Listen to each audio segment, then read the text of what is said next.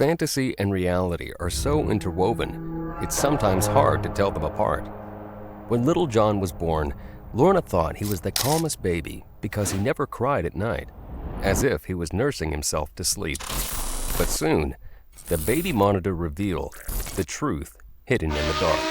Today, your challenge is to separate what is true from what is false. 5 stories, some real, some fake. You'll learn about an ethereal nanny, a haunted doll, a girl who was kidnapped by a ghost, a bone-chilling experience in the basement, and the ghosts of the murdered Borden family.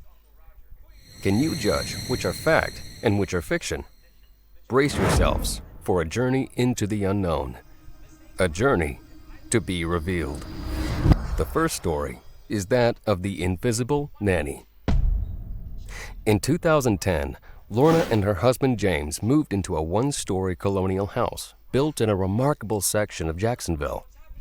The house was built in 1940 and remained with the family until 2009 when the wife died. Lorna had gotten a good feeling about the house after hearing good things about the original couple. But when strange things began to occur, she grew skeptical. The couple decided to wait for a year and a half after moving in to try for a baby. And with the odds in their favor, Lorna immediately got pregnant. The duo were so thrilled that they immediately started getting things for the baby. However, one day, an awful incident occurred. As Lorna was hauling some of her shopping for the baby up the stairs, she tripped and rolled down the stairs. This caused a miscarriage, and the couple were devastated. But soon enough, they were cleared to try again. And once again, she got pregnant. This time around, Lorna was extra careful. Her husband didn't allow her to partake in any form of heavy lifting, and she made sure to take a step at a time whenever using the stairs. All of these didn't prevent a miscarriage from happening a second time. After several more tries, she finally had a child whom they named John. Initially, John screamed and kept his parents awake like every other baby, but the crying suddenly stopped. After being laid to bed in his nursery at night, he wouldn't make any sound until his mother came to check on him. At first, Lorna was pleased, thinking he had suddenly outgrown the crying phase. But she started seeing things and grew concerned. One day, Lorna was downstairs when she suddenly heard John crying. She hurried over to tend to him, but just as she was about to enter, she saw someone rushing out. There was no one in the house but her, so that was absolutely strange. When she checked on John, his face was clean, as if someone had already wiped his tears. It was disturbing, but she told no one out of fear of sounding crazy. But then it happened several more times, and she had to let James know. Her husband didn't exactly believe her, but he suggested John's crib should be moved into their room just to be safe. And just as Lorna predicted, John was back to his old crying self. The couple had to make sure they weren't imagining things, so they returned John to the nursery, where they had now placed a baby monitor. The baby monitor had a feature which sent a notification if someone entered the nursery. That night, Lorna and James got notified. Neither of them saw anyone walking into the room from the video recording, but the baby monitor notified them of the entrance of a caretaker. Lorna hurried over but saw her son sleeping peacefully. The next day, she sought answers. An older woman who lived across the street told her that the former owners of the house never had children of their own, no matter how much they tried. And it dawned on her that they were only trying to keep her child safe. Do you believe the ghosts were actually caring for the baby? The second story is called The Doll. One day, 7-year-old Rosa and her father were walking by an antique shop when she spotted a strange-looking doll. She begged her father to get it for her, but he found it creepy and promised to get her a better-looking doll. Rosa sulked all the way home and refused to speak to her father for days. The father found it strange that she'd throw a tantrum over such an ugly-looking doll. but he decided to surprise her with it on her birthday, which came a few days later. When he went into the store, he felt a weird chill at the back of his neck, as if he was being given a sort of warning, but he proceeded to the cashier with the doll. The cashier joked about the doll coming alive, and the father worried that he might be speaking the truth. But Rosa's reaction to getting the gift made him forget about all his worries. Rosa was obsessed with the doll, always wanting it around and never sleeping without it tucked in her blanket.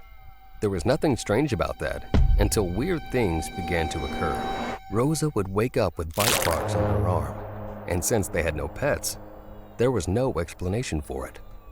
She then began to complain about nightmares where the doll was chasing her, and her parents grew wary of the doll.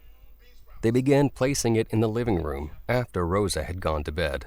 Things briefly returned to normal until one day, the father heard footsteps and strange voices late into the night.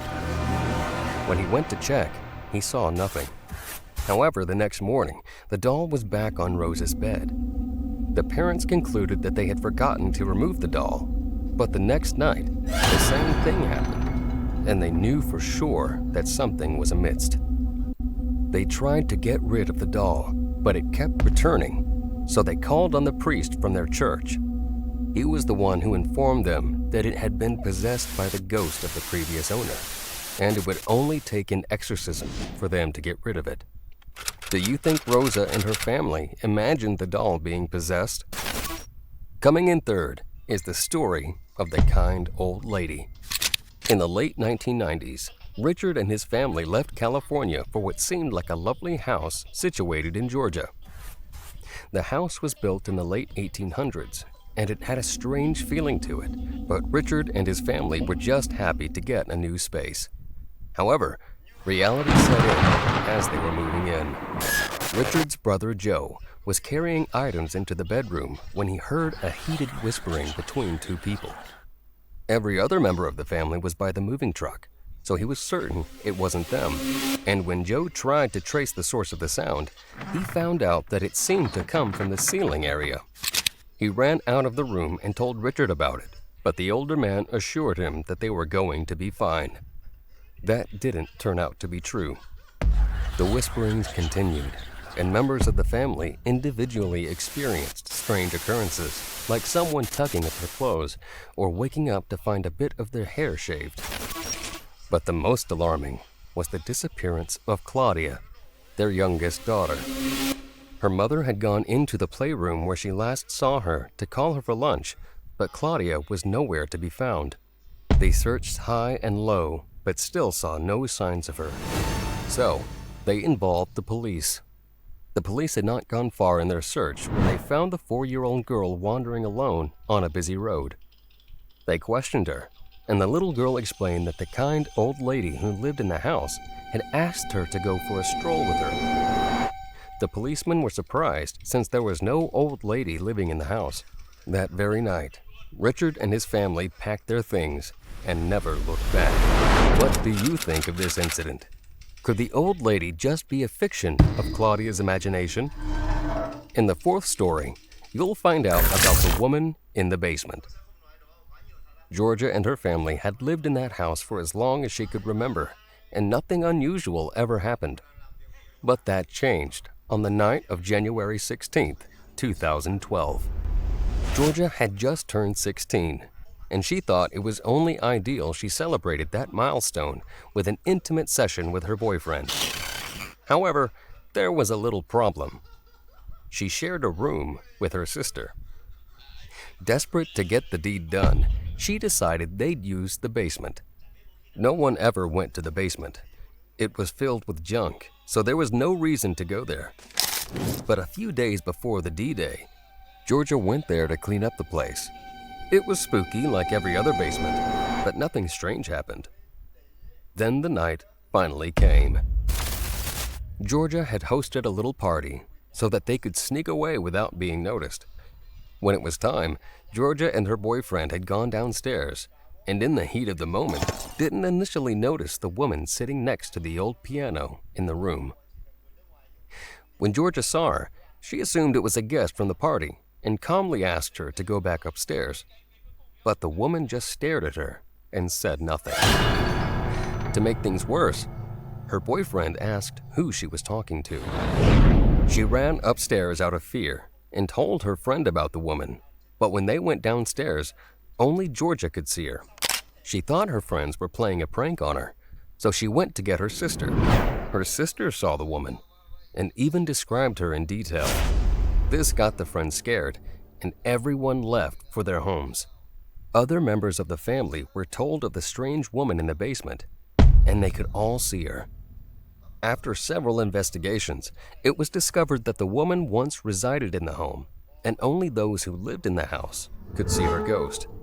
Intriguing, right? Do you think the woman they saw was actually a ghost? The fifth story is that of the ghost of the Bordens. On August 4th, 1892, Andrew and Abby Borden were found brutally murdered in their Fall River, Massachusetts home. This couple was not just murdered, they were bludgeoned to death with an axe. And to make things worse, the main suspect was their 32-year-old daughter, Lizzie. Although she was later acquitted of the murder, it was a chilling story regardless. Years later, their home became a bed and breakfast and museum. Staff and guests had always complained about having weird experiences, like hearing strange voices at night, waking up to see their belongings had been tossed around, or experiencing sharp pains in the body parts where the Bordens had their most fatal injuries. But the most notable incidents always happened on the eve of their death anniversary. On one of such days, the tour guide had instructed everyone in the group to silence their phones before beginning the tour. Moments later, a guest's phone rang. The tour guide was a bit angry and asked the guest if she'd like to leave to answer the call, but the woman replied that the call was from her mom, who had died 2 years ago. Members of the group were shocked, and the tour guide explained that it was probably one of the Borden ghosts pulling a prank. Let's reveal which stories are fact and which are fiction. Could you separate what is true from what is false? What did you think of Lorna's story about the invisible nanny? Do you think that the ghosts of the old couple were watching over little John? Well, they were, as this story is true. But what are your thoughts on Rose's doll and its crazy theatrics? Although it might sound true because the story seems familiar, this tale is purely fictional. For the story about Richard's family moving into a haunted house and his 4-year-old daughter going for a walk with an old woman, this is absolutely true. Richard and his family left Georgia after that incident and never returned. The fourth story about Georgia wanting to mark her 16th birthday in grand style might seem strange. Well, that's because it's purely fictional. There was no woman in the basement. However, the story of the ghost of the Borden might seem like something from a horror movie, but it's actually a true story. Georgia went there to clean up the place,